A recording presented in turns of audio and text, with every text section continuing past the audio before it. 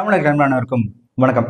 நயன்தாரா தனுஷ் அவனோட அந்த இஷ்யூ போயிட்டு இருந்தது இல்லையா? அதுல பாத்தீங்கன்னா நயன்தாரா அவர்கள் தனுஷ் அவர்களுக்கு எதிராக ஒரு 3 பக்கத்துல ஒரு லெட்டர் ஒன்று ரிலீஸ் பண்ணியிருந்தாங்க. அந்த லெட்டர்ல ஒரு மனுஷனை ஒருத்தவங்க பிளான் பண்ணி காலி பண்ணும் அப்படின்னு முடிவு பண்ணிட்டா எந்த அளவுக்கு இறங்கி அவங்களை மோசமா விமர்சிக்க முடியுமோ அந்த அளவுக்கு அந்த லெட்டர்ல நயன்தாரா அவர்கள் விமர்சிச்சிருந்தாங்க. பிரச்சனை என்ன அப்படின்றது நல்லாவே தெரியும். நயன்தாரா அவங்களோட கல்யாண ஆல்பத்தை நெட்ஃபிளிக்ஸ் வித்திருந்தாங்க. அப்படி விற்கும்போது நானும் விக்னேஷும் காதலிச்சது 400 தான் திரைப்படத்துல தான். ஸோ அதனால இந்த 400 தான் திரைப்படத்துல ஒரு சில கிளிப்புகளும் அதே மாதிரி ஷூட்டிங் ஸ்பாட்ல மொபைல்ல எடுத்த ஒரு சில வீடியோக்களும் அந்த படத்துல எழுதப்பட்ட ஒரு சில பாடல் வரிகளையும் நாங்க பயன்படுத்தினோம் அப்படின்னு சொல்லி நயன்தாரா அவர்கள் கேட்டிருந்தாங்க. அதுக்கு அந்த படத்தோட தயாரிப்பாளர் தனுஷ் அவர்கள் அனுமதி கொடுக்கல. என்னோட அனுமதி இல்லாம நீங்க பயன்படுத்தக்கூடாது அப்படின்னு தனுஷ் அவர்கள் சொல்லியிருந்தாங்க. நீ என்னடா சொல்றது நான் என்னடா கேட்கறது அப்படின்னு நான் அப்படிதான் பயன்படுத்துவேன் அப்படின்ற மாதிரி அந்த நெட்ஃபிளிக்ஸ் கொடுத்த அந்த கல்யாண ஆல்பம் இருக்கு இல்லையா, அந்த ஆல்பத்தோட ட்ரெய்லர்ல அந்த படத்துல இருந்து ஒரு சில கிளிப்ஸ், அதாவது அந்த ஷூட்டிங் ஸ்பாட்ல இருந்து ஒரு சில கிளிப்ஸ் எடுத்து பயன்படுத்தினாங்க. அதுக்கு தனுஷ் அவர்கள் அவரோட சைடுல இருந்து ஒரு வக்கீல் notice அமைச்சிருந்தாரு. soul was searching for. செட்ல இருக்கிற யாருக்குமே we were in a relationshipன்றதே லாஸ்ட் ஸ்கெடியூல் வரைக்கும் தெரியாது. இந்த மாதிரி நீங்க என்னோட அனுமதி இல்லாம பயன்படுத்துறீங்க, அதை 24 மணி நேரத்துல நீங்க எடுக்கணும், அப்படி இல்லைன்னா நீங்க அதுக்காக 10 கோடி ரூபாய் நஷ்டஈடு கொடுக்கணும் அப்படின்ற மாதிரி நோட்டீஸ் அமைச்சிருந்தாரு. அதுல பார்த்து பொங்கி எழுந்த நயன்தாரா அவர்கள் தான் 3 பக்கத்துக்கு ஒரு லெட்டர், ஒரு பிரஸ் ரிலீஸ் ஒன்று கொடுத்திருக்காங்க. அந்த 3 பக்கம் மொத்தமே பாத்தீங்கன்னா ஒரு தனி மனித ஒரு வன்ம தாக்குதலா இருந்து, அதாவது நீ தரல இப்போ இமேஜ் நான் எப்படி காலி பண்ற பாரு, இந்த கொடாடி சண்டையில 2 பொம்பளைங்க சண்டை போடுவாங்களா, உன்னை பத்தி எனக்கு தெரியாதாடி அப்படின்ற மாதிரி சண்டை போடுவாங்க. கிட்டத்தட்ட அப்படிதான் இருந்து நயன்தாரா அவர்கள் பண்ணது எப்படின்னா ஒரு கிட்டத்தட்ட ஒரு மெச்சூரிட்டி இல்லாத ஒரு பர்சனா தான் அவங்க அந்த லெட்டர்லயே எழுதியிருந்தாங்க. அதுல இந்த ஒரு வடிவேல் சார் காமெடியில ஒரு பாப்பான்னு சொல்லுவாங்களே, நான் சொன்ன ஜட்ஜு நம்புவார் அப்படின்னு, கிட்டத்தட்ட அந்த மாதிரி அவங்க சொல்றது எல்லாமே உண்மைன்ற மாதிரியும் அவங்க சொல்றத அப்படியே மக்கள் நம்புவாங்க அப்படின்ற மாதிரி அந்த 3 பக்கத்துக்கு பயங்கரமா எழுதியிருந்தாங்க. அந்த லெட்டர் ஆரம்பிக்கும் போது டைரக்டா அட்டாக் பண்ண ஆரம்பிச்சிட்டாங்க. மிஸ்டர் தனுஷ் கே ராஜா அப்படின்னு போட்டிருந்தாங்க. சரி, ஓகே, அதாவது பரவாயில்ல. ஆனா அது கீழே son of Kasthuri Raja, brother of Selvaraghavan அப்படின்னு போட்டு அதை தொடர்ந்து அவங்க என்ன எழுதியிருந்தாங்க அப்படின்னா, உங்கள் தந்தை திரு கஸ்தூரி ராஜா உறுதுணையோடு உங்கள் அண்ணன் திரு கே செல்வராகவன் இயக்கத்தில் திரைத்துறைக்கு வந்து பிரபலமான நடிகராக மாறியிருக்கும் நீங்கள் நிச்சயம் இதனை புரிந்து கொள்ள வேண்டும். சினிமா பின்பலம் எதுவும் இல்லாமல் தனி ஒரு பெண்ணாக சவால்கள் நிறைந்த இத்திரைத்துறைக்கு வந்து கடின உழைப்பாலும் நேர்மையான அர்ப்பணிப்பாலும் இன்றைய நிலையை அடைந்திருக்கிறேன். நேர்மையான எனது பயணத்தை என் மீது அன்பு செலுத்தும் எனது ரசிகர்களும் திரைத்துறையினரும் நன்றாகவே அறிவார்கள். அதாவது இவங்க என்ன மீன் பண்றாங்க அப்படின்னா, உங்க அப்பாவும் மனனோட துணையால் தான் இந்த சினிமாலே வாழ்ந்துட்டு இருக்கிற, உங்க அப்பாவும் மனனும் இல்லைன்னா இந்த சினிமால ஒண்ணுமே கிடையாது, நீ வேஸ்ட் அப்படின்றத மீன் பண்ற விதமா தான் அவங்க அந்த ஆரம்பத்துல அட்டாக் பண்ண ஆரம்பிச்சிட்டாங்க. எனக்கு புரியல, இந்த அப்பா அண்ணனோட சினிமா துறையில அந்த நேஷனல் அவார்டு கொடுத்துருவாங்க, அது ஒரு 2 தடவை சிறந்த நடிப்புக்காக. அதே மாதிரி இந்த ஹிந்தியில கூப்பிட்டு இந்த ராஞ்சனா, இந்த சமிதா மாதிரியான திரைப்படம் கொடுத்தது, அதுக்கப்புறம் இந்த ஹாலிவுட்லாம் போய் நடிச்சதுலாம் நான் என்னவோ தனுஷரோட திறமையால தான் இந்த வாய்ப்புலாம் அவர் கிடைச்சதுன்னு நினைச்சேன். ஆனா இப்பதான் தெரியுது அவர் அவங்க அப்பா கஸ்தூரி ராஜா, அவங்க அண்ணன் செல்வராகவன்றனாலதான் இந்த நேஷனல் அவார்டு, இந்த ஹிந்தி பட சான்ஸ், இந்த ஹாலிவுட் சான்ஸ் எல்லாமே அவருக்கு அப்படிதான் கிடைச்சது போல. அப்படி பார்த்தா இந்த தமிழ் சினிமால இந்த சினிமா பேக்ரவுண்டோட எத்தனையோ ஹீரோக்கள் இருக்காங்க. ஏன் விஜய், சூர்யா, கார்த்தி, ஜெயம் ரவி, ஜீவா, இப்படி எல்லாரையும் எடுத்துக்கிட்டா கூட இவங்க யாருமே ஹாலிவுட்லாம் போய் நடிக்கலையே, அவங்களாம் அந்த வாய்ப்பே கிடைக்கலையே. ஸோ தனுஷ் அவர்கள் நல்லா நடிச்சு ஒரு நல்ல நடிகர் பேர் எடுத்தனா தானே ஒரு ஹாலிவுட் வாய்ப்புலாம் கிடைச்சது. இந்த லூசுத்தனமா எப்படிதான் நீங்களா பேசுறீங்கன்னு தெரியல. என்னமோ நீங்க மட்டும் தான் தமிழ் சினிமால கடுமையா உழைச்சி அர்ப்பணிப்போட பெரிய ஆக்ட்ரஸ் ஆன மாதிரியும், மத்தவங்க பிறக்கும் போது அப்படியே பெரிய அந்த ஸ்டார் அந்தஸ்தோட பிறந்த மாதிரி எதுக்குதான் அப்படி பேசுறேன்னு தெரியல. இப்போ நீங்க அதில் மென்ஷன் பண்ணிருந்தீங்கல்ல, இந்த Dhanush K Raja, son of Kasthuri Raja, brother of Selvaraghavan அப்படின்னு. இப்போ எப்படி விக்னேஷ் சிவன் அவருக்கு இப்ப தனுஷ் ஒரு லெட்டர் எழுதினா, யார் லெட்டர் எழுதினாலும் சரி, அப்ப விக்னேஷ் சிவனுக்கு எப்படி எழுதுவாங்க, விக்னேஷ் சிவன் வைஃப் ஆஃப் நயன்தாரா அப்படின்னு எழுதினா கரெக்டா இருக்குமா? ஏன்னா அவர் அவரோட திறமையால இருக்கிற மாதிரிலாம் தெரியல இந்த இண்டஸ்ட்ரியில. உங்களோட ஷேடோல தானே வாழ்ந்துட்டு இருக்கிறாரு அவரு. அப்ப அவருக்கு அப்படி எழுதினா கரெக்டா இருக்கும்ல, விக்னேஷ் சிவன் வைஃப் ஆஃப் நயன்தாரா அப்படின்னு எழுதினா. முக்கியமா இன்னொன்னு சொல்லுங்க, இந்த பொது விழாக்களில் முக்கியமா இந்த பிலிம்ஃபேர் விருது 2016 கொடுத்தாங்களா, அந்த விருதுல நீங்கள் அதிருப்தியை வெளிப்படுத்திய விதம் சாதாரண பார்வையாளருக்கு அதனை நன்றாகவே புரிய வைத்தது. அநாகரிகமான அந்த செயல்களை செய்வது உங்களை போன்ற பிரபலமான நடிகரே ஆனாலும் தமிழ்நாட்டு மக்கள் அதனை ஏற்றுக்கொள்ள மாட்டார்கள். கடந்த காலத்தில் உங்களோட பயணித்தவர்களின் வெற்றியை எந்த கோபமும் இல்லாமல் சமாதானத்துடன் ஏற்றுக்கொள்ள வேண்டும் என இந்த கடிதத்தின் வாயிலாக வேண்டிக் கொள்கிறேன். இந்த உலகம் எல்லோருக்குமானது. கடின உழைப்பால், கடவுளின் ஆசீர்வாதத்தால், மக்களின் பேரன்பால் சினிமாவில் எந்த பின்புலமும் இல்லாத ஒருவர் இங்கு வெற்றி பெறுவதும் குடும்பத்துடன் மகிழ்ச்சியாக வாழ்வதும் உங்களை எந்த விதத்திலும் பாதிக்காது. அதெல்லாம் என்ன சொல்ல வராங்கன்னா, இந்த கடந்த காலத்துல உங்களோட பயணிச்சோட வெற்றி இருக்குல்ல, அது எந்த கோபமும் சமாதானத்தோட நீங்க ஏத்துக்குங்க அப்படின்றதுக்கான அர்த்தம் என்னன்னா, இப்போ வந்து தனுஷ் அவர்களையும் சிவகார்த்திகேயன் அவர்களையும் வச்சு இந்த ஒரு சண்டை ஒன்று போயிட்டு இருக்குல்ல, தனுஷ் அவர்களை வளர்த்து விட்டது சிவகார்த்திகேயன் தான் அப்படின்னு சொல்லி, இல்ல நானா தான் வளர்ந்தா என்ன யாரும் வளர்த்து விடல அப்படின்னு சொல்லி இந்த ஒரு கிளாஸ் போயிட்டு இருக்குல்ல, அதை இந்த இடத்துல மென்ஷன் பண்றாங்க. அதே மாதிரி குடும்பத்துடன் மகிழ்ச்சியாக வாழ்வது உங்களை எந்த விதத்திலும் பாதிக்காது அப்படின்றது எதை மீன் பண்றாங்க அப்படின்னா, ஆக்சுவலா தனுஷ் ஒரு டிவோர்ஸ் வாங்கிட்டார் இல்லையா, அதை அந்த இடத்துல குத்தி காட்டுறாங்க. ஆக்சுவலா இந்த லெட்டர் பார்க்கும்போது ஒரு விஷயம் தெளிவா புரியுது. இவங்க அவங்க வேலையை பார்க்கறத விட்டு தனுஷை மட்டுமே நோட்டை விட்டுட்டு இருந்தாங்க அப்படின்றது இதுல நல்லாவே தெரியுது. இந்த நேரத்தில் ஜெர்மானிய மொழியின் ஷேடன் ஃப்ரெட் எனும் வார்த்தையை உங்களுக்கு அறிமுகம் செய்கிறேன். அதன் அர்த்தத்தை தெரிந்து கொண்டு இனி யாருக்கும் அதனை செய்யாமல் பார்த்துக் கொள்ளுங்கள். அந்த ஷேடன் ஃப்ரெட் அப்படின்ற ஜெர்மன் வார்த்தைக்கு சாடிஸ்ட் அப்படின்னு அர்த்தம். நான் கூட இந்த சாடிஸ்ட்னா என்ன நினைச்சேன்னா, ஒரு இயக்குனர் அவரோட திரைப்படத்துக்காக ஆசாசியா பதிவு பண்ணி வச்சிருந்த ஒரு டைட்டில இந்த விக்னேஷனும் நீங்களும் சேர்ந்து அடிச்சு போடுவீங்க, அதுக்கு பேர் தான் சாடிஸ்ட்னு நினைச்சேன். இந்த பூ படத்துக்கு இசையமைச்சிருந்த எஸ் குமரன் அவர்கள் அவர் ஒரு திரைப்படத்தை இயக்கணும் அப்படின்றதுக்காக ஒரு கதை எழுதி அந்த கதைக்கு இந்த டைட்டில் கரெக்டா இருக்கும் அப்படின்னு LIC லைஃப் இஸ் கலர்ஃபுல் அப்படின்ற ஒரு டைட்டில் அவர் வந்துட்டு பதிவு பண்ணி வச்சிருந்தாரு 2014 இருந்து வருஷம் அதை ரெனிவல் வேறு பண்ணிட்டு வந்திருந்தாரு. இதை தெரிஞ்சுக்கிட்ட விக்னேஷன் அவர்கள் எனக்கு அந்த டைட்டில் பிடிச்சிருக்கு, அந்த டைட்டில் கொடுங்க அப்படின்னு சொல்லி அந்த SS குமரன் அந்த இயக்குனர்கிட்ட கேட்டிருக்காரு. அவருக்கு வந்து அந்த டைட்டில் தர விருப்பமே இல்லை சார் எனக்கு அந்த தர விருப்பம் இல்லை அப்படின்னு சொல்லியும் கூட, உன்னால என்ன பண்ண முடியுமோ பண்ணிக்க, உன் டைட்டில் யூஸ் பண்ணிக்கிறேன் அப்படின்னு அந்த LIC அப்படின்ற டைட்டில் இவரு பிடிங்கிட்டு அவங்க LIC எதுக்கு வச்சிருந்தாங்கன்னா லைஃப் இஸ் கலர்ஃபுல் அப்படின்னு வச்சிருந்தாங்க இல்லையா, இவங்க வந்து லைஃப் இன்சூரன்ஸ் கார்பரேஷன் அப்படின்ற மாதிரி LIC அப்படின்னு இவங்க பயன்படுத்த ஆரம்பிச்சிட்டாங்க. நான் ஒரு 12 படங்கள் பண்ணியிருக்கேன், 2 படம் ப்ரொடியூஸ் பண்ணியிருக்கேன், 2 படம் டேரக்ட் பண்ணியிருக்கேன். அடுத்து வந்து ஒரு ப்ராஜெக்ட் ஒரு 9 years ஆஃப் ஸ்கிரிப்ட் ரெடி பண்ணி 2025 ரிலீஸ் பண்ணுறதுக்காக பிளான் பண்ணிட்டு இருக்கும்போது அந்த படத்துக்கு டைட்டில் வச்சது LIC. So life is colourful, LICன்னு எல்லாருமே லைஃப் இன்சூரன்ஸ் கார்பரேஷன் பார்த்துருப்பாங்க. நான் வந்து இது லைஃப் இஸ் கலர்ஃபுல் அப்பா பொண்ணோட கதை. ஸோ அந்த கதைக்கு ஏற்ற ஒரு டைட்டில் ஒரு ட்ரெண்டியாக இருக்கணும், எல்லாருக்கும் புதுசாக இருக்கணும், கேட்சியாக இருக்கணும்னு சொல்லிட்டு அந்த LICன்னு வச்சு 2016 அந்த டைட்டில் வந்து தயாரிப்பு சங்கத்தில் பதிவு பண்ணி எவ்ரி இயர் ரினியூல் பண்ணி அதை வந்து மெயின்டைன் பண்ணிட்டே இருந்தேன். இந்த சமயத்தில் தான் கடந்த வருடம் வந்து ஒரு விக்னேஷனோட மேனேஜர் மயில்வாகன் கால் பண்ணி இந்த டைட்டில் வந்து எங்களுக்கு வேணும்னு கேட்டார். இல்லை சார் என்னோடய படத்துக்கு தேவைப்படுது, நான் என்னோடய படத்துக்காக வச்சுருக்கேன் அப்படின்னு சொன்னேன். அப்புறம் அடுத்தது வந்து பண்ணும்போது எங்கிட்ட இருந்த டைட்டில் உங்கள்கிட்ட எப்படி வந்தது அப்படின்னு ஆரம்பித்தார்.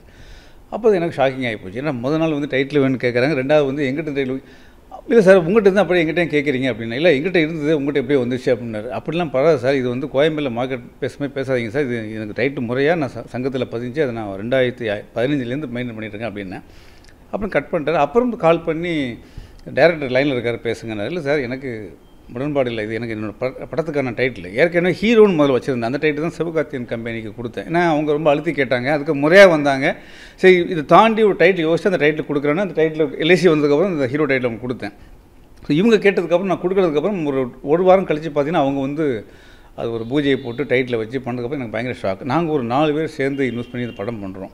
ஸோ அவங்க இந்த டைட்டில் எக்ஸ்போஸ் ஆனதுக்கப்புறம் அவங்க எல்லாருமே பின் வாங்கினாங்க. அப்புறம் எனக்கு ரொம்ப மன உளைச்சல் ஆகி போச்சு. இதுக்காக அந்த இயக்குனர் பல பேர்ட்ட முறையிட்டும் அவருக்கு சரியான பதிலே கிடைக்கல. கடைசியில் இந்த LIC அப்படின்ற டைட்டில் இவங்க விக்னேஷன் வச்சிருந்தார் இல்லையா, அதில் வந்துட்டு LIC கம்பெனியை உள்ள போந்து நீங்கள் LICன்னு பேரை பயன்படுத்தக்கூடாது அப்படின்னு சொல்லி அந்த LICன்ற பேரை பயன்படுத்த முடியாமல் இப்போ LIK அப்படின்ற பேரில் படம் எடுத்துட்டு இருக்காரு. இதில் வேற மகிழ்வித்து மகிழ் அப்படின்னு போட்டிருக்காங்க. எது இந்த அடுத்தவங்கிட்ட இருந்து அராஜகமாக அடிச்சு பிடிஞ்சி ஒரு டைட்டில் போடுவீங்களே, அது பேர் தான் மகிழ்வித்து மகிழ்தான். நயன்தாரா அவர்கள் நல்லா கோடி கணக்கில் சம்பளத்தை வாங்கிட்டு அவங்க கதாநாயகன் நடிக்கிற திரைப்படங்களோட ஆடியோ லான்ச் பிரஸ் மீட்னு எந்த ப்ரொமோஷனும் போறதே கிடையாது. இது வந்து தயாரிப்பாளர் சங்கத்தில் முறையிட்டும் கூட என்னால் வர முடியாது, உங்களால் என்ன பண்ண முடியும் பண்ணிங்க அப்படின்ற அளவுக்கு ஒரு திமிரா தான் வர முடியாது அப்படின்ற முடிவு தான் இருக்கிறாங்க. ஆனா அதே அவங்க தனியா கதாநாயகன் நடிக்கிற திரைப்படங்களோட ப்ரொமோஷன் பாத்தீங்கன்னா எல்லா சேனலுக்கும் ஓடி ஓடி போய் ப்ரொமோஷன் பண்றது, அதே மாதிரி ஒரு இத்து போன டுபாகோர் தேட்டர்லாம் போய் ப்ரொமோஷன் கொடுத்துட்டு இருக்காங்க. இப்ப இதெல்லாம் எந்த ஸ்டாட்டிஸ் லிஸ்ட்ல சேர்க்கறது இல்லை. அதே மாதிரி ஷூட்டிங் ஸ்பாட்லாம் அவங்க கொடுக்குற குடைச்சல் மாதிரி வேற யாருமே கொடுக்கறது கிடையாது. அதெல்லாம் சொன்னா இன்னும் ரொம்ப பர்சனலா போயிடும். சமீபத்தில் வெளியான ட்ரெய்லரில் பயன்படுத்தப்பட்டிருக்கும் 3 வினாடி வீடியோவிற்கு எதிராக லீகல் நோட்டீஸ் அனுப்பப்பட்டிருப்பது அதிர்ச்சி அளிக்கிறது. மேலும் தனிப்பட்ட முறையில் எடுக்கப்பட்ட ஏற்கனவே இணையதளங்களில் பகிரப்பட்ட ஒரு காட்சிக்கு 10 கோடி ரூபாய் நஷ்டஈடு கேட்கப்பட்டிருப்பது மிகவும் வினோதமாகவும் இருக்கிறது. கீழ்த்தரமான இந்த செயல் ஒரு மனிதராக நீங்கள் எப்படிப்பட்டவர் என்பதை வெளிச்சம் போட்டு காட்டுகிறது. மேடைகளில் உங்கள் அப்பாவி ரசிகர்கள் முன் பேசுவதை போல் 1% கூட உங்களால் நடந்து கொள்ள முடியாது என்பதை நானும் எனது கணவரும் நன்றாகவே அறிந்திருக்கிறோம். ஆஸ் ஏ ப்ரொடியூசரா நான் தரமாட்டேன் அப்படின்னு சொல்லி தனுஷ் அவர்கள் நிற்கிறாங்க. கொடுத்தா என்ன தப்பு அப்படின்னு நயன்தாரா அவர்கள் கேட்கறாங்க. ஏன்னா அந்த 400 தான் திரைப்படத்தை தான் விக்னேஷன் அவர்கள் நயன்தாரா அவர்களும் காதலிக்க ஆரம்பிச்சாங்க இல்லையா. ஸோ அவங்களோட அந்த வாழ்க்கையிலும் சரி திருமண வாழ்க்கையிலும் சரி அந்த ஒரு கிளிப் அந்த போர்ஷன் அப்படின்றது அது இல்லாம முழுமையடையாது. அதனால அதை கொடுத்தா என்ன தப்பு அப்படின்ற மாதிரி நயன்தாரா அவர்கள் அவங்க கேட்கறாங்க. அவங்க சைடு அது நியாயம். ஏன்னா திருப்ப செட்டு போட்டு கூட அந்த ஒரு ஃபீலை வந்துட்டு திருப்ப உருவாக்கவே முடியாது. அதனாலதான் அவங்க அவ்வளவு ஸ்ட்ராங்கா கேட்கறாங்க. ஆனா அவங்க என்னமோ இந்த சமூகத்துக்கு ஒரு மிகப்பெரிய ஒரு டாக்குமெண்ட்ரி எடுத்து சமூகத்துல விழிப்புணர்வு ஏற்படுத்தின மாதிரியும் அதுக்காக தான் அவங்க இவ்வளவு கஷ்டப்படுற மாதிரியும் அவங்க வந்துட்டு இந்த பொங்கி எழுதுறதுல அதுதான் கொஞ்சம் ஓவரா இருக்கு. ஏன்னா கேட்கறதுக்குன்னு ஒரு முறை இருக்கு, பேசுறதுக்குன்னு ஒரு முறை இருக்கு. இப்போ இவங்க அந்த அந்த கல்யாண ஆல்பத்தையே கூட ஒரு இலவசமா கொடுத்திருந்தா கூட அதுல ஒரு நியாயம் இருக்கு. இவங்களே அதை வந்துட்டு காசுக்காக தான் விற்கிறாங்க. முதல்ல இப்படி அவங்க கல்யாண ஆல்பத்தை விற்கிறது, அவங்களோட பர்சனல் லைஃப்ல நடந்த ஒரு மெமரியை விற்கிறதே ஒரு கேவலமான விஷயம் தான். இந்த நிச்சயதார்த்தம், கல்யாணம், அதுக்கப்புறம் இந்த சீமந்தம், அதுக்கப்புறம் இந்த குழந்தை பிறப்பு, இப்படி அவங்களோட பர்சனல் வாழ்க்கையில இருக்கக்கூடிய நினைவுகள் அதெல்லாம் பாத்தீங்கன்னா கொஞ்ச காலம் கடந்ததுக்கு அப்புறம் இந்த ஆடி ஓடி அசைஞ்சு எல்லாம் ஒரு காலம் கடந்ததுக்கு அப்புறம் உட்காந்து யோசிச்சு பார்க்கும்போது இதெல்லாம் ஒரு அழகான நினைவுகள். ஆனா இவங்க என்ன பண்றாங்க, இப்ப இருக்கிற இந்த சொசைட்டி அவங்களோட ஒவ்வொரு செகண்டையும் எப்படிலாம் வித்து காசாக்கலாம் அப்படின்ற மாதிரி தான் இப்ப இருக்கிற ஜென்ரேஷன் எல்லாத்தையும் காசுக்காக வித்துட்டே இருக்காங்க. அந்த மாதிரி இவங்களும் அவங்களோட கல்யாண ஆல்பத்தை வித்து காசு பாக்குறாங்க. அதுக்கு போட்டு நீ வந்துட்டு அந்த கிளிப்பை தர மாட்டேங்க, நீ எல்லாம் ஒரு மனுஷனா அப்படின்னு கேட்கறது இருக்குல்ல, அதெல்லாம் ரொம்ப அநியாயம். இது ஏன் சொல்றேன்னா, அவங்களோட கல்யாணத்துல வர எவ்வளவு பெரிய ஆளா இருந்தாலும் சரி ஒருத்தர் கூட போட்டோ எடுத்துடக்கூடாது, அதே மாதிரி வீடியோ கிளிப்ஸ் வந்து எடுத்துடக்கூடாது, இந்த ஸ்டோரிலாம் போடக்கூடாது அப்படின்னு ஒரு ரூல்ஸ் போட்டு தான் அந்த கல்யாணத்துக்குள்ளேயே எல்லாரும் அனுபவிச்சாங்க. இப்போ இவங்களுக்கு மட்டும் அந்த பணமா, ஆனா அடுத்தவங்க மட்டும் ஓசியில கொடுக்கணும்னா எப்படி? ஆக்சுவலா தனுஷ் அவர்கள் ஏன் நான் அந்த கிளிப்பை கொடுக்க மாட்டேன் அப்படின்னு விடாப்படியா இருக்கிறாரு அப்படின்னா, விக்னேஷன் அவர்கள் போடாப்படி அப்படின்ற திரைப்படத்தை எடுத்து 2012 ரிலீஸ் பண்ணியிருந்தாரு. அந்த படம் பார்த்தீங்கன்னா ஒரு மிகப்பெரிய ஒரு ஃபிளாப். விக்னேஷ் சிவனா யாரு அப்படின்னு இண்டஸ்ட்ரிக்கு தெரியாமலே இருந்தது. அதுக்கப்புறம் தான் கபிலன் அப்படின்ற கூட சேர்ந்து விக்னேஷன் அவர்கள் இந்த மூவிக்கு வந்து போஸ்டர்ஸ் டிசைன்ஸ் எல்லாம் பண்ணாங்க, அதை பண்ணிட்டு இருந்தாங்க. அப்படி பண்ணும்போது வைராஜாவை அந்த திரைப்படத்தை ஐஸ்வர்யா தனுஷ் அப்படி இயக்கிட்டு இருந்தாங்க. ஸோ வைராஜாவை திரைப்படத்துக்கு அந்த போஸ்டர் டிசைன்ஸ் எல்லாம் பண்ணும்போது ஐஸ்வர்யா தனுஷ் அவங்களோட அந்த கான்டாக்ட் கிடைக்க, அதுக்கப்புறம் தனுஷ் அவரோட கான்டாக்ட் கிடைச்சி விஐபி திரைப்படத்தோட அந்த போஸ்டர்ஸ் எல்லாமே பார்த்தீங்கன்னா விக்னேஷனும் கபிலன் அவங்க 2 பேரும் தான் சேர்ந்து டிசைன் பண்ணிட்டு இருந்தாங்க. ஸோ இவரோட ஒர்க் நல்லா இருக்கு அப்படின்னு சொல்லி தான் தனுஷ் அவர்கள் அந்த படத்துல ஒரு சின்ன ரோலும் கொடுத்திருப்பாரு. அதே மாதிரி அந்த படம் முடிஞ்சு டைட்டில் கார்டு ஓடும்போது கூட இயக்குனர் விக்னேஷ் சிவன் அப்படின்னு விக்னேஷ் சிவனுக்கு கிரெடிட்டும் கொடுத்திருப்பாரு தனுஷ் அவர்கள்.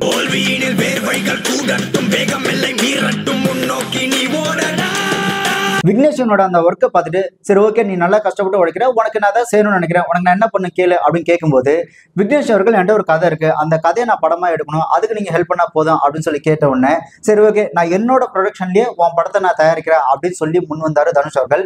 முன் வந்தது மட்டும் இல்லாம அந்த படத்துல உனக்கு எந்த காஸ்டிங் வேணும்னு யாரை வேணா செலக்ட் பண்ணிக்க அப்படின்னு விஜய் சேதுபதியில நடிக்க வச்சிருந்தாரு, நயன்தாரா அவர்கள், இப்படி எல்லாரையுமே நடிக்க வச்சிருந்த தனுஷ் அவர்கள் அவரோட இன்ஃபுளுன்ஸ் தான். இதுல ரொம்ப உன்னிப்பா கவனிக்க வேண்டிய ஒரு விஷயம், விக்னேஷன் எடுத்த போடப்படி திரைப்படம் பார்த்தீங்கன்னா ஒரு அட்டர் ஃபிளாப். அப்படி இருந்தும் விக்னேஷன் மேல நம்பிக்கை வச்சு அந்த படத்தை தயாரிக்க முன் வந்தாரு தனுஷ் அவர்கள்.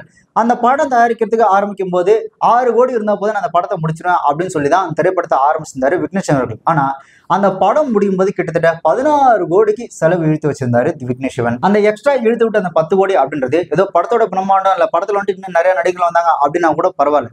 விக்னேஷ் சிவனும் நயன்தாரா அவர்களுக்கும் காதல் வந்ததுனாலதான் இவங்களோட அந்த காதலை வளர்க்கறதுக்காக எழுதப்பட்ட அந்த மொய் தான் அந்த 10 கோடி. இதுதான் தனுஷ் அவர்களோட ஒரு மிகப்பெரிய ஒரு கோமை. ஏன்டா நீ லவ் பண்றதுக்கு ஏன் 10 கோடி தான் கிடைச்சதா, ஏன் பணம் தான் கிடைச்சதா அப்படின்ற மாதிரி தான். ஏன்னா இந்த படம் ஆரம்பிச்ச கொஞ்ச நாளுக்கு அப்புறம் தான் 2 பேரும் லவ் பண்ண ஆரம்பிச்சிருந்தாங்க.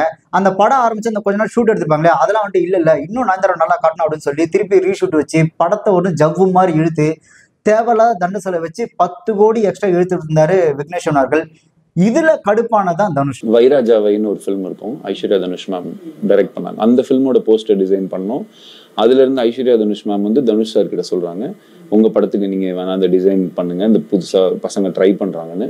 அதுல போய் அந்த விஐபியோட டிசைன் பண்ண ஆரம்பிச்சோம். ஸோ அப்போ வந்து தனுஷ் சார் அனிருத் வச்சு ஃபோட்டோ ஷூட் பண்ணலாம் அப்படின்னு சொல்லி ஒரு ஐடியா பண்ணோம்.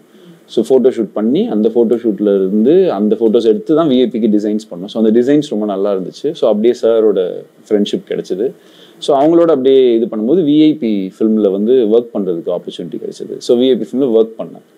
ஸோ ஒர்க் பண்ணிவிட்டு அந்த படம் பயங்கர ஹிட் ஆயிடுச்சு. முடியும் போது சார் வந்து சரி உனக்கு என்ன நான் உனக்கு ஏதாவது ஒரு ஹெல்ப் பண்ணுறேன் அப்படின்னா நான் சொன்னேன் சார் எனக்கு என்கிட்ட ஒரு கதை இருக்குது, அந்த கதையை மட்டும் நீங்கள் ப்ரொடியூஸ் பண்ணிங்கன்னா எனக்கு ரொம்ப it will change my life அப்படின்ற மாதிரி நான் சொன்னேன். அப்போ அவர் வந்து ஷுவராக நான் பண்ணுறேன் அப்படின்னு சொல்லி சரிடா நீ யார் ஹீரோனா அப்போ தான் ஆக்சுவலாக அப்போ கௌதம் கார்த்திக் தான் இருந்தாங்க. அப்படி தான் ப்ரொடியூஸ் பண்ணேன். சார் தான் வந்து நீ கதை யார்கிட்ட சொல்லணும் அப்படின்ற மாதிரி சொன்னேன். நான் சொன்னேன் இது வந்து ஹீரோயினுக்கு வந்து ரொம்ப ஸ்ட்ராங்கான ரோல் இருக்கும் சார், நீங்கள் சொல்லுங்க அப்படின்னா. அப்போ அவர் வந்து ஓகே நீ நயன்தாரா கிட்ட கதை சொல்றியான்னாரு. அவங்க ஷூட்டிங் முடிச்சுட்டு அவங்க தனிப்பட்ட மட்டும் லவ் பண்ணியிருந்தா கூட இந்த பிரச்சனையே இருந்திருக்காது. ஆனா அவங்க லவ்வை டெவலப் பண்ணுன்றதுக்காகவே தனுஷ் அப்படின்ற ஒரு ப்ரொடியூசர் தரல 10 கோடி ரூபா மிளகா அரைச்சாங்களே, அதுதான் தனுஷ், நயன்தாரா, விக்னேஷ் 3 பேருக்கும் செட் ஆகாத ஒரு விஷயமாக அமைஞ்சது. ஆக்சுவலா இந்த விஷயம் அப்ப நியூஸ்ல பேப்பர்ல பாத்தீங்கன்னா கிசுகிசுவா வரும். விக்னேஷனும் நயன்தாரா காதலிக்கிறாங்க, அதனால செட்ல வந்துட்டு தண்டை செலவிக்கிறாங்க, அதனால தனுஷ் கடும் கோவத்துல இருக்கிறாரு அப்படின்னு சொல்லி அப்ப நியூஸ்ல வரும். தனுஷ் ப்ரொடியூஸ் செஞ்சு விஜய் சேதுபதி நயன்தாரா நடிக்க விக்னேஷ் சிவனோட டைரக்ஷன்ல ரிலீஸ் ஆகி நல்லா ஓடிக்கிட்டு இருக்கிற படம் நானும் ரவுடி தான். ஆனா நானும் ரவுடி தான் படத்தின் டைரக்டர் விக்னேஷ் சிவனுக்கு ஒரு போன் கூட செய்யலையாம் தனுஷ். விசாரிச்சு பார்த்ததுல படத்தை இத்தனை கோடியில முடிச்சு தரேன்னு சொன்ன விக்னேஷ் சிவன் சொன்னதை விட கூடுதல் செலவு செஞ்சுட்டாராம். அதனால படம் சிறப்பா ஓடியும் தனுஷுக்கு பெரிய லாபம் இல்லையா. அதனால விக்னேஷ் சிவன் மேல கடுப்புல இருக்கிறாராம் தனுஷ். ஆக்சுவலா அந்த நானூறு ரவுடி தான் திரைப்படம் பாத்தீங்கன்னா ஹிட் தான். ஆனா அந்த படத்தை தயாரிச்ச தயாரிப்பாளருக்கு பெரிய லாபமே கிடையாது. ஏன்னா அதுக்கு முன்னாடி விஜய் சேதுபதியோட திரைப்படம்லாம் பார்த்தீங்கன்னா தொடர்ந்து ஃபிளாப்பு. அதனால அந்த படத்தை வந்து சேல்ஸ் பண்ணவே முடியல.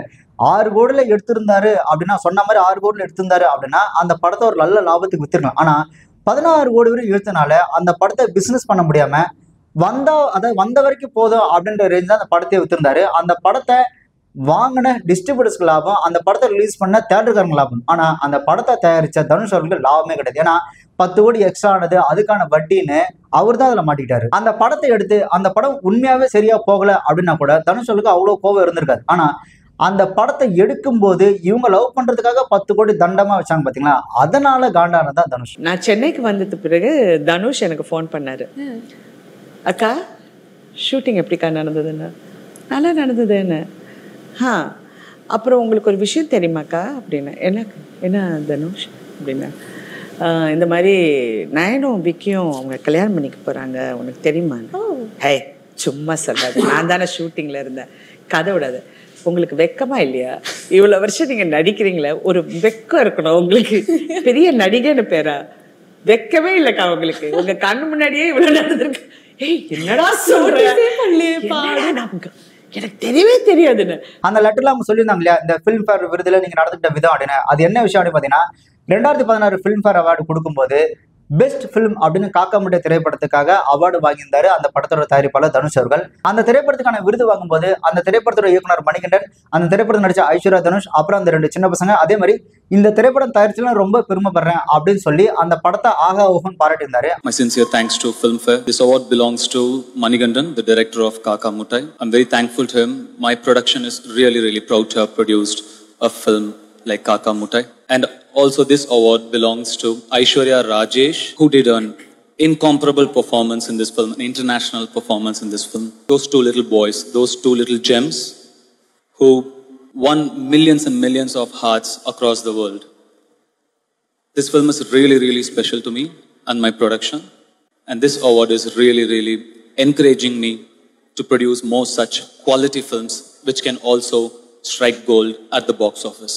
ஆனா அதே வருஷம் அவர் தயாரிச்ச 400 திரைப்படத்துக்கு சிறந்த நடிகைக்கான விருது வந்து நயன்தாரா அவர்கள் வாங்கியிருந்தாங்க. அவங்கள பத்தி இல்ல 400 தான் பத்தியோ ஒரு வார்த்தை கூட அந்த ஸ்டேஜில் பேசல. இதை தான் அவங்க மென்ஷன் பண்ணியிருந்தாங்க. அடுத்து 400 திரைப்படத்துக்கு சிறந்த நடிகைக்கான விருது நயன்தாரா அவர்கள் வாங்கும்போது அந்த ஸ்டேஜ்ல நயன்தாரா அவர்களே சொல்லியிருந்தாங்க, சாரி தனுஷ் வந்துட்டு என்னோட ஆக்டிங் 400 திரைப்படத்துல பிடிக்கல அப்படின்ற மாதிரி ஒரு மாதிரி சாரி கேட்டிருந்தாங்க. ஆக்சுவலா அந்த ஆக்டிங்காக அவங்க சாரி கேட்கல, அவங்க அந்த ஷூட்டிங் ஸ்பாட்ல தனுஷ் கொடுத்த குடைச்சல் இருக்குல்ல, அதுக்காக தான் அவங்க மறைமுகமா சாரி கேட்டிருந்தாங்க. Best female actor in Tamil, Nayan, Nanum Rowdy dhaan. And coming to my producer, Dhanush. Thank you, Dhanush, for initiating NRD. And I have to say sorry also to Dhanush because Dhanush absolutely hated my performance in Nanum Rowdy dhaan. So sorry, Dhanush, for disappointing you with my performance. இதான் அந்த லெட்டர்ல வந்துட்டு அவங்க mention பண்ணிருந்தாங்க. இப்போ அந்த இடத்துல அந்த ஃபிலிம்ஃபேர் விருதுல தனுஷ் அவர்கள் வந்துட்டு நயன்தாரா அவர்களை பெருசா பிரைஸ் பண்ணல, அந்த படத்தை பத்தி பேசல, நீங்க நடந்துட்ட விதம் இப்படி இருக்கு அப்படின்னு சொல்லி தனுஷ் வந்துட்டு ஒரு மாதிரி மட்டமா பேசினாங்க இல்லையா.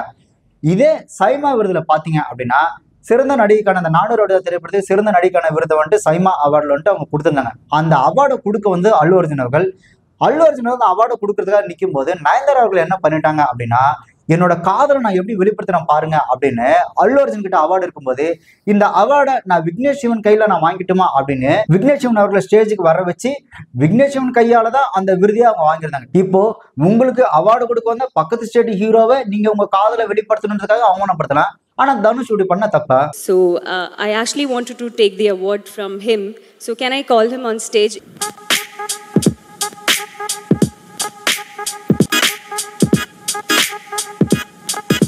இப்ப புரியுதா? அந்த 10 கோடி தான் இந்த 10 கோடி. ஆக்சுவலா தனுஷ் அவர்கள் நீங்க 10 கோடி கொடுங்க, நான் அந்த கிளிப்பிங் தர அப்படின்னு சொல்ல, நீ 10 கோடி இல்ல 30 கோடி கொடுத்தாலும் நான் அந்த கிளிப்பிங்கை தரவே மாட்டேன் அப்படின்றத தனுஷ் அவர்கள் சொல்றாரு. ஏன்னா நயன்தாரா விக்னேஷ் சிவனும் அந்த 400 கோடி தான் திரைப்படத்துல கொடுத்த புடைச்சல் அப்படி. அதுலயே அவங்க சொல்றாங்களே, நாங்க தனிப்பட்ட முறையில மொபைல் எடுத்து கூட யூஸ் பண்ண விடல அப்படின்னு சொல்றாங்க. ஆக்சுவலா அவங்க தனிப்பட்ட முறையில் எடுத்தாலும் அவரு பணம் போட்டு செலவு பண்ண அந்த செட்ல தான் அவங்க எடுத்துருக்காங்க. சொல்லப்போனா அதுவே ஒரு பைரசி கண்டென்ட் தான். அதாவது ஷூட்டிங் ஸ்பாட்ல போட்டு திருத்தரமா எடுக்கிறதா அதோட கணக்கே. நீங்க நல்லா யோசிச்சு பாருங்க, அந்த மொபைல்ல எடுத்த வீடியோஸ்லாம் இன்னமும் யூடியூப்ல இருக்கு. ஆனா அதுக்கெல்லாம் தனுஷ் போட்டு காசு கேட்கவே இல்லை. அவரை பொறுத்த வரைக்கும் நீ யூஸ் பண்ணக்கூடாது, அவ்வளவுதான் தனுஷ்க்கு தேவையே. அதே மாதிரி அந்த ஃபுட்டேஜ் கேட்கறதுல இவங்களோட அணுகுமுறை, இவங்க வந்துட்டு நார்மலா சரி ஓகே நடந்துருச்சு அப்படின்னு சொல்லி சாதாரணமா கேட்டிருந்தா கூட தனுஷ் கொடுத்திருக்க வாய்ப்புகள் இருக்கு. ஆனா இவங்களோட அணுகுமுறையை பாத்தீங்கன்னா இந்த பெரிய ஆள் வச்சு பேசுறது, கிட்டத்தட்ட ஒரு மிரட்டுற தோணுல பேசுறது, இந்த ஒரு இயக்குனர்கிட்ட இருந்து அந்த டைட்டில் அடிச்சு புடுங்கினாங்கன்னு சொன்னல, அதே மாதிரி தனுஷன் நினைச்சிட்டாங்க போல மனுஷன் இதுக்கப்புறம் உனக்கு கொடுக்குற ஐடியாவே இல்லை அப்படின்னு சொல்லி சுத்தமா மறுத்துட்டாப்ல. இப்ப நயன்தாரா அவர்கள் அந்த ஃபுட்டேஜ் வச்சு நெட்ஃபிளிக்ஸ் பாத்தீங்கன்னா ஒரு கமர்ஷியல் எக்ஸ்ப்ளாய்ட், அதாவது வியாபாரம் தான் பண்ண போறாங்க. இப்ப அதே மாதிரி நயன்தாரா இப்போ ஒரு விளம்பரத்தை நடிக்கிறாங்க, ஒரு 3 செகண்ட் இல்லை ஒரு 10 செகண்ட் விளம்பரத்தை நடிக்கிறாங்கன்னா அவங்க ஓசியில நடிக்க போறதில்ல, கோடி கணக்குல பணம் வாங்கிட்டு தான் நடிக்க போறாங்க. இப்போ ஒரு விளம்பரத்துல ஒரு 10 செகண்ட் ஒரு விளம்பரத்துல நடிச்சிட்டாங்க அப்படின்னா அது வந்து ஒரு 2 வருஷத்துக்கு அக்ரிமெண்ட் போடுவாங்க. 2 வருஷம் முடிஞ்சதுக்கு அப்புறம் நயன்தாரா அவர்கள் நடிச்ச அந்த விளம்பரத்தை அந்த கம்பெனி டெலிகாஸ்ட் பண்ணாங்கன்னா அவங்க மேல இவங்க கோடி கணக்குல நஷ்டீடு வாங்கலாம். ஸோ அந்த அளவுக்கு தான் இவங்க பண்றது. அப்படி இருக்கும்போது இவங்க பணத்துல குறியா இருக்கலாம், ஆனா இவங்களை வச்சு படம் எடுத்த தயாரிப்பாளர் குறியா இருக்க கூடாதுன்றதெல்லாம் அநியாயம். அதே மாதிரி நானும் விக்னேஷ் காதலிக்கிறதுக்கே 400 கோடி தான் திரைப்படம் தான் காரணம், நாங்க இன்னைக்கு திருமண வாழ்க்கையில் ஈடுபடுறதுக்கு அந்த திரைப்படம் தான் காரணம் அப்படின்னு சொல்லி அந்த படம் தான் முக்கியம் அப்படின்னு சொல்லி பேசுறீங்க. அதோட முக்கியமா தனுஷ் உங்க கூட உங்களோட சினிமா கெரியர்ல ஒரு கோ ஆர்டிஸ்டா பல திரைப்படங்கள் உங்க கூட நடிச்சவரு.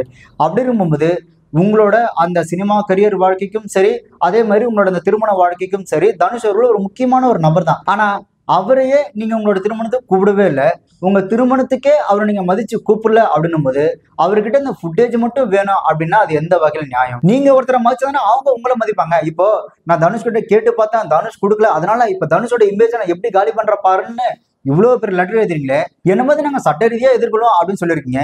சட்ட ரீதியா எதிர்கொள்ற நீங்க எதுக்கு இவ்வளவு பெரிய லெட்டர் கொடுக்கணும்? நான் தனுஷ் ரொம்ப நல்லவர், ரொம்ப யோக்கியமான ஆளு அப்படின்னு நான் சொல்ல வரவே இல்லை.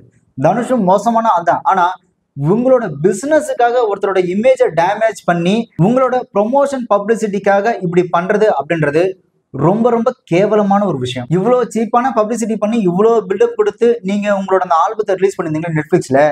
அந்த நெட்ஃபிளிக்ஸ்ல அந்த ஆல்பத்தை பார்த்தீங்கன்னா ஒருத்தனும் மதிக்கிறதே கிடையாது. அது பார்த்தீங்கன்னா ஒரு அனாத பணமா தான் கிடையாது. ஆட ட்ரோல் பண்றது கூட அந்த ஆல்பத்தை ஒருத்தனும் கண்டுக்க மாட்டேங்கிறான். நீங்க இப்படி சோசியல் மீடியா சண்டை போடுறதுனால யாருக்கு அசிங்கம்? இண்டஸ்ட்ரிக்குள்ள இருக்கிற உங்களுக்கு தான் அசிங்கம்.